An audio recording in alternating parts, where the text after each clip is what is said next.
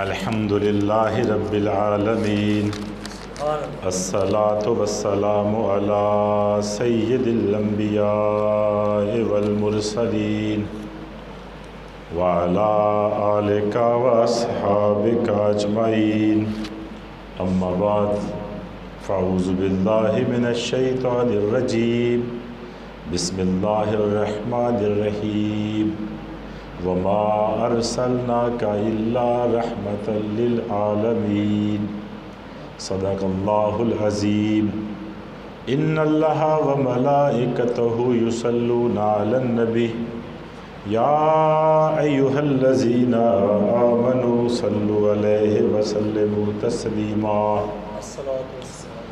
الصلاۃ والسلام علیک یا رسول اللہ الصلاۃ والسلام علیک یا نبی اللہ الصلاۃ والسلام علیک یا کریم اللہ وعلی آلک واصحابک یا سیدی یا محمد رسول اللہ صلی اللہ علیہ وآلہ وسلم۔ وہ نبیوں میں رحمت لقب پانے والا، مرادیں غریبوں کی برلانے والا، وہ اپنے پرائے کا غم کھانے والا، مصیبت میں غیروں کے کام آنے والا۔ احباب، اللہ رب العزت کا بے پایاں لطف و کرم ہے کہ اس نے دامن مصطفیٰ کے ساتھ وابستگی عطا فرمائی ہے۔ یہ اللہ رب العزت کی توفیق خاص ہے کہ اس نے ہمیں مصطفیٰ کریم کی امت میں پیدا فرمایا اور اپنے محبوب کو دنیا میں بھیج کر پھر ارشاد فرمایا وما ارسلناک الا رحمۃ للعالمین۔ لوگوں، اس دنیا رنگ و بو میں کم و بیش 1,24,000 انبیاء تشریف لائے۔ یقیناً جتنے بھی انبیاء آئے سب کے سب رحمت لے کر آئے، لیکن ان کی نبوت، ان کی رحمت کسی مخصوص قوم، کسی مخصوص علاقے یا ایک مخصوص وقت کے لیے تھی۔ لیکن جب نبی اکرم شفیع معظم آقا دو عالم فخر موجودات باعث تخلیق کائنات امام الانبیاء کی تشریف آوری ہوئی تو آپ تمام جہانوں کے لیے رحمت بن کر آئے۔ یہاں پر پہلے ہم یہ سمجھ لیں کہ رحمت کہتے کس کو ہیں، بات کی پھر سمجھ آ جائے گی۔ رحمت، بزرگ فرماتے ہیں، رحمت جو ہے نا، میں اگر اس کا ترجمہ کیے بغیر ایک مثال دے دوں تو آسانی ہو جائے گی۔ اگر بچہ بیمار ہو، ہاسپٹل میں داخل ہو، جب بچہ درد کی وجہ سے روتا ہے، کراہتا ہے، چیختا ہے تو ماں دوڑ کے اپنے بچے کے پاس آتی ہے اور کہتی ہے کہ تیری بیماری اللہ مجھے دے دے، اللہ تجھے صحت عطا فرما دے، تو یہ ماں بچے پر رحمت کر رہی ہے۔ تو امام الانبیاء ہمارے لیے رحمت بن کر آئے، فرمایا مولا میری امتیوں کی تکلیفیں مجھے عطا فرما دے لیکن میری امت پر رحم فرما دے۔ ایسا کریم نبی کو دیکھا جس کو خود خدا بھیج کر فرما رہا ہے۔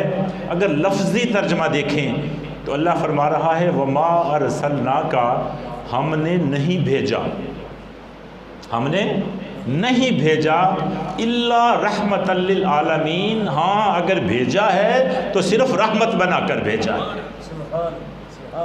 رحمتیں دنیا میں اور بھی ہیں، بارش رحمت ہے، دھوپ رحمت ہے، سایہ رحمت ہے، قرآن رحمت ہے، علم رحمت ہے، ماں باپ رحمت ہیں، بہت ساری رحمتیں ہیں۔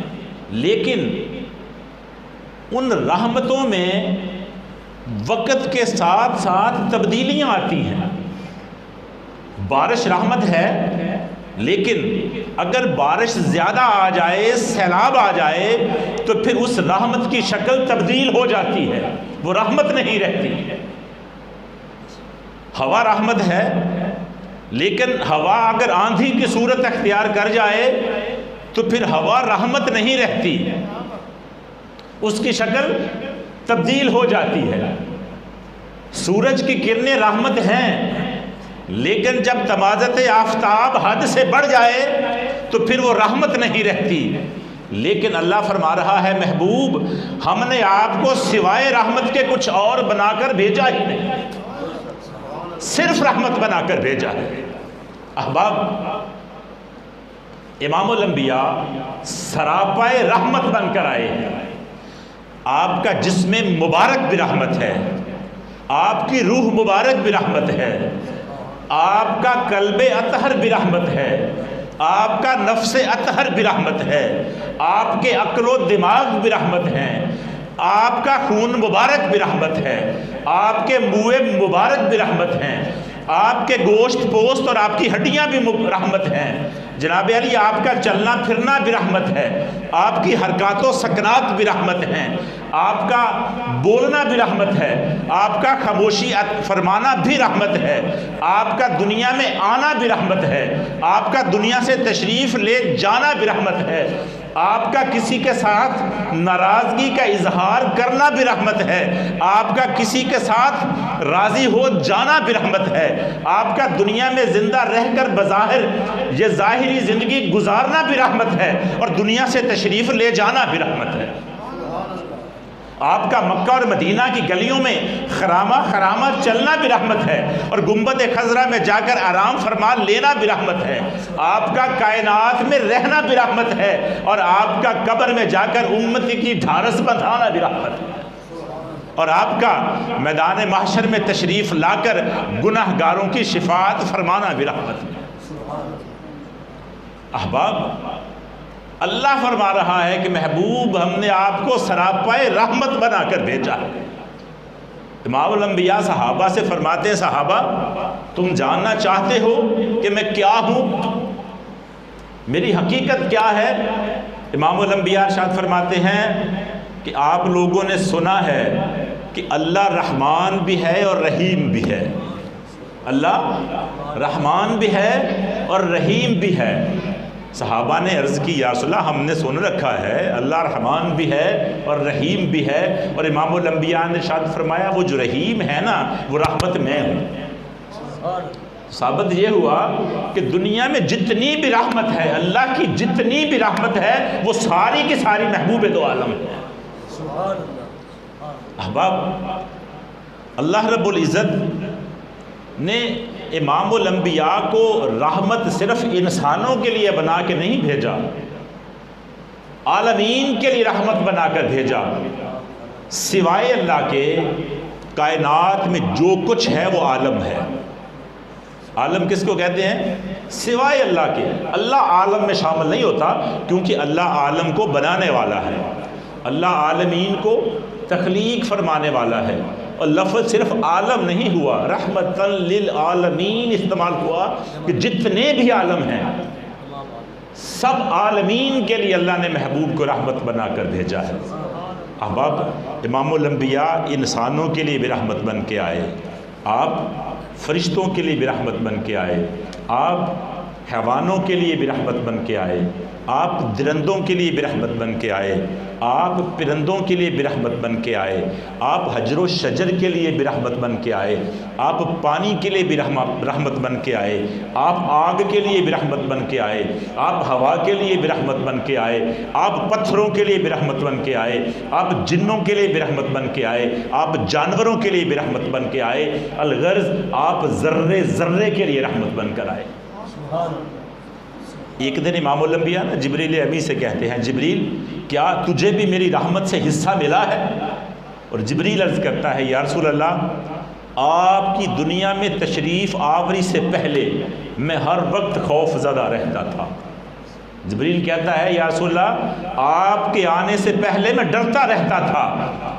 عرض کرنے لگا میرے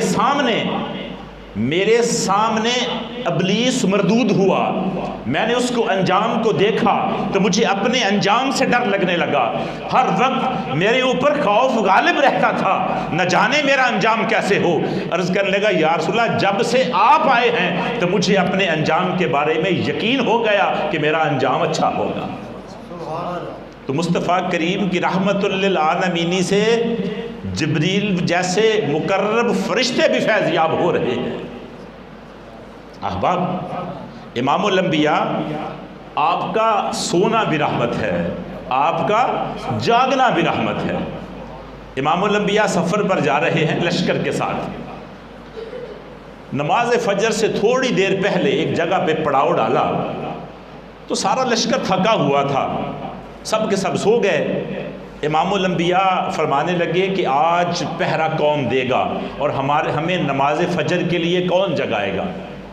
تو حضرت بلال حبشی رضی اللہ تعالیٰ عنہ آپ عرض کرنے لگے یا رسول اللہ یہ ڈیوٹی میں کروں گا، میں پہرا بھی دوں گا اور نماز فجر کے لیے سب کو جگاؤں گا بھی۔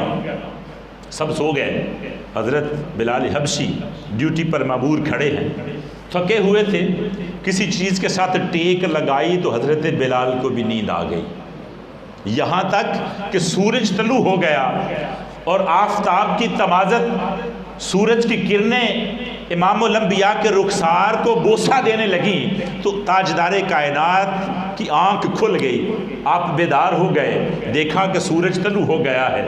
حضرت بلال سے کہتے ہیں بلال تو نے تو ہمیں اٹھانے کے لیے کہا تھا، سورج طلوع ہو گیا، کسی نے نماز نہیں پڑھی۔ حضرت بلال کہتے ہیں یا رسول اللہ جس ذات نے آپ کو سلایا ہے اس نے مجھے بھی سلا دیا۔ یا رسول اللہ میرے بس کی بات نہیں، جس ذات نے آپ کو سلایا ہے اس نے مجھے بھی سلا دیا۔ امام الانبیاء نے ارشاد فرمایا، کہنے لگے بلال یہ سارے جو لوگ سو گئے ہیں نا، یہ سارے صحابہ یہ سوئے اس لیے ہیں کہ آج قضا نماز کا مسئلہ تمہارے لیے حل ہو جائے، کہ اگر نماز قضا ہو جائے تو پھر اس کو ادا کیسے کرنی ہے۔ احباب اگر امام الانبیاء نیند نہ فرماتے، اگر آپ خواب استراحت میں نہ جاتے، اگر آپ سوتے نہ تو یہ مسئلہ حل نہ ہوتا۔ اگر نماز قضا ہو جائے تو نماز کیسے ادا کرنی ہے؟ تو ثابت ہوا کہ امام الانبیاء کا سونا بھی ہمارے لیے رحمت ہے اور امام الانبیاء کا بھولنا بھی ہمارے لیے رحمت ہے۔ وہ بھولتے نہیں لیکن ان کا بھولنا بھی ہمارے لیے رحمت ہے۔ امام الانبیاء نماز پڑھا رہے ہیں، آپ نے 4 رکعت نماز کی نیت کی، 2 رکعت کے بعد آپ نے سلام پھیر دیا۔ صحابہ عرض کرنے لگے یا رسول اللہ کیا آج کے بعد یہ نماز 2 رکعت کی ہوا کرے گی؟ امام الانبیاء نے ارشاد فرمایا، آپ نے فرمایا میں بھولا نہیں، مجھے بھلایا گیا ہے۔ فرمایا اگر میں اس نماز میں نہ بھولتا تو یہ سجدہ سہو کر کے نماز مکمل کرنے کا طریقہ تم لوگوں کو کون بتاتا؟ فرمایا مجھے اس لیے بھلایا گیا ہے کہ اگر نماز میں بھول ہو جائے تو سجدہ سہو کیسے کرنا ہے اور نماز کی تکمیل کیسے کرنی ہے۔ احباب پھر ثابت یہ ہوا کہ امام الانبیاء کا بھولنا بھی ہمارے لیے رحمت ہے۔